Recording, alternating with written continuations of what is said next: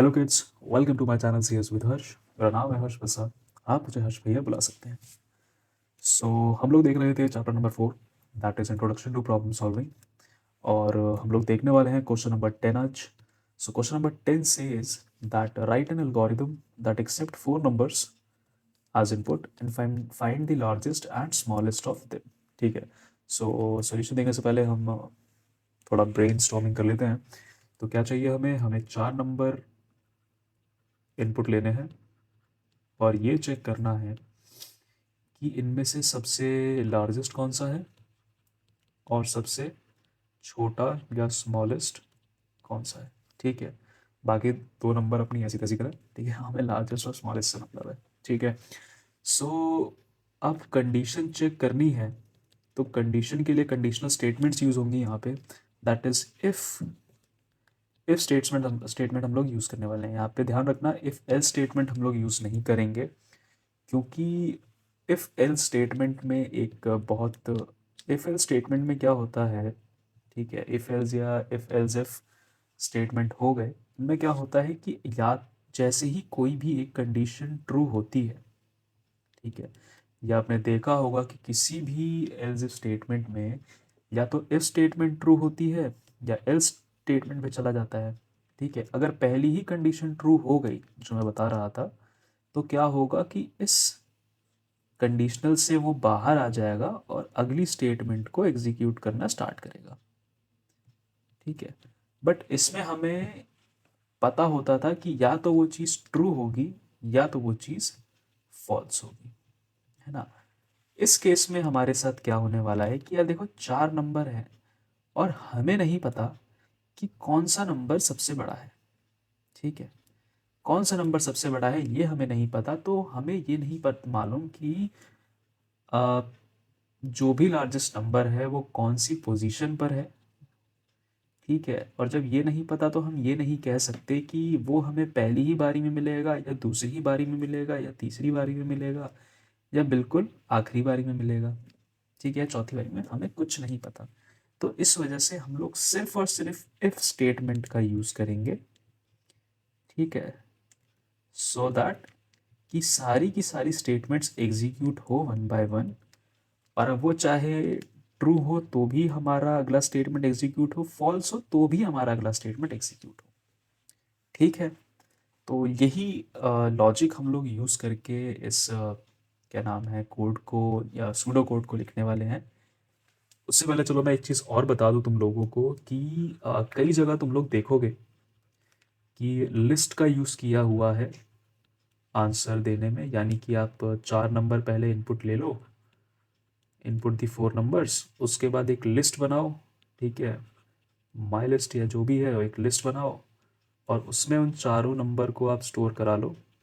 ठीक है, चारों नंबर स्टोर हो गए और उसके बाद एक फंक्शन होता है that is called your sort function, dot sort. ये सॉर्ट फंक्शन का यूज़ कर लो इस लिस्ट के साथ।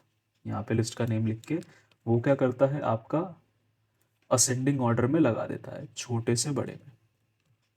ठीक है, उसके बाद क्या किया, जैसे ही आपकी लिस्ट सॉर्ट हो गई तो इन लोगों ने क्या किया, एक इंडेक्सिंग का यूज़ करके, यानी कि इस लिस्ट का जो पहला आइटम है उसको बोल दिया वो स्मॉलेस्ट है, और जो लास्ट आइटम है यानी कि पीछे से जो पहला है उसको बोल दिया ये लार्जेस्ट आइटम है।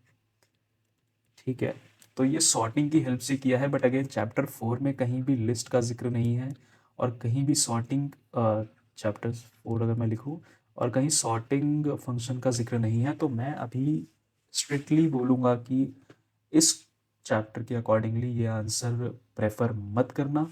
ठीक है, इफ स्टेटमेंट, एल स्टेटमेंट, इन सब का यूज़ किया हुआ है, वाइल लूप का यूज़ किया हुआ है, इन्हीं का यूज़ करते हुए सॉल्यूशंस लिखना वो ज़्यादा बेटर रहेगा। जब यार देखो फंक्शंस पढ़ चुके, देखो कई लोग तुम में से पढ़ चुके होंगे, कई लोग अभी पढ़ रहे हैं, कई नहीं पढ़ा होगा, ये वीडियो बिल्कुल ऑर्डर में फॉलो कर रहे होंगे तो उनके लिए ये बिल्कुल नया होगा कि क्या इंडेक्सिंग क्या होती है, लिस्ट क्या होता है, सॉर्टिंग फंक्शंस क्या होते हैं, फंक्शंस ही क्या होते हैं, ये स्टार्टिंग के लिए 0 क्यों लिखा है, यहाँ के लिए -1 क्यों लिखा है। तो स्लाइसिंग, ये सब बहुत सारी नई नई टर्म्स आ जाएंगी तो उनके लिए दिक्कत होगी। तो इसलिए मैं इस लेक्चर में स्ट्रिक्टली इफ स्टेटमेंट का यूज़ करने वाला हूँ सूडो कोड लिखने के लिए। ठीक है, तो हम लोग देख लेते हैं। तो ये आई हमारी algorithm to find the largest and smallest of 4। So find क्या करना है, ये हमारे एल्गोरिथम का नाम है। तो इनपुट लिया 4 नंबर, प्रिंट करा enter 4 numbers, input num1 num2 num3 num4, initialise किया, एक वेरिएबल सेट किया जिसका नाम दिया हमने लार्जेस्ट, और इनिशियली हमने क्या किया, वहाँ पे num1 को रख दिया कि भाई तू ही सबसे बड़ा है, और स्मॉलेस्ट में भी हमने num1 को ही डाल दिया कि तू ही सबसे छोटा भी है। बिकॉज हमें कोई पैरामीटर तो चाहिए ये चेक करने के लिए कि लार्जेस्ट और स्मॉलेस्ट आफ्टर ऑल है क्या, हमें तो पता ही नहीं ना। कहीं पहले तो हमें नंबर दे रखे होते थे कि भाई 5 से कंपेयर करो या 6 से कंपेयर करो या किसी और चीज़ से कंपेयर करो, या तो पता ही नहीं भाई, कुछ भी हो सकता है। ठीक है, सो अब यहाँ से हमारा इफ स्टेटमेंट्स आएंगी that if number 2 is greater than largest, तब तो क्या करो, set the largest number two number 2। यानी कि अगर नंबर 2 जो है यहाँ लार्जेस्ट में, लार्जेस्ट वेरिएबल से कंपेयर किया, लार्जेस्ट वेरिएबल में क्या है, नंबर 1। ठीक है, तो नंबर 2 को नंबर 1 से कंपेयर किया, और अगर तो नंबर 2 बड़ा है, तब हम क्या करेंगे कि उस लार्जेस्ट वेरिएबल को ना क्या करते हैं, ओवरराइड करना बोलते हैं। यानी कि हम लोग वैल्यू चेंज कर देंगे, वैल्यू चेंज करना कहते हैं, स्पष्ट शब्दों में कहूँ तो वैल्यू चेंज कर देंगे, किससे, नंबर 2 से इस लार्जेस्ट वेरिएबल की वैल्यू चेंज कर देंगे। ठीक है, अगर नहीं होता तो कुछ भी नहीं करेगा, यही लार्जेस्ट रहेगा। सिमिलरली अगले स्टेटमेंट में num3 को चेक करेगा, अगर num3 हुआ तब तो लार्जेस्ट वेरिएबल को फिर से ओवरराइड कर देगा num3 से, अगर नहीं हुआ तो num1 ही रहेगा। ठीक है, या फिर num2 रहेगा, दो में से कोई एक ही रह सकता है। सिमिलरली num4 में क्या होगा कि लार्जेस्ट में चेक करेगा फिर से कि num4 है, तब तो लार्जेस्ट में लिख देगा, num4 नहीं है तो या तो नंबर 1 ही होगा, या तो 2 होगा, या तो 3 होगा। ठीक है, वो ये सब्सिक्वेंटली इस ऑर्डर में चलता रहेगा।